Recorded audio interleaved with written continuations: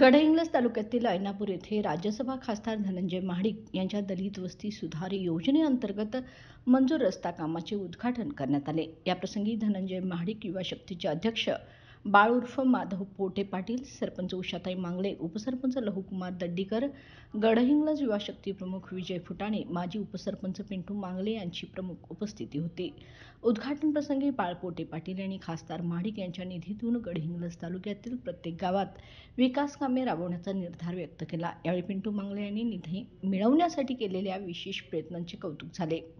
कार्यक्रमात गावातील ज्येष्ठ नागरिक विष्णू देसाई यांच्या हस्ते बाळ पोटे पाटील यांचा सत्कार करण्यात आला।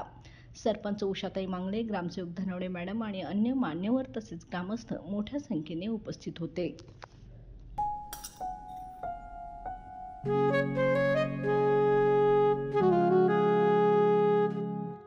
बाबा, आज येताना बासुंदी घेऊन या ना। अगं, कालच आपण आईचा वाढदिवस होता म्हणून आणली होती ना। ऐकलं, गोकुळची बासुंदी पुन्हा खावीशी वाटतेय।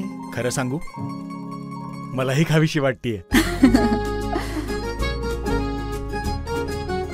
पुन्हा पुन्हा खावीशी वाटणारी गोकुळ बासुंदी।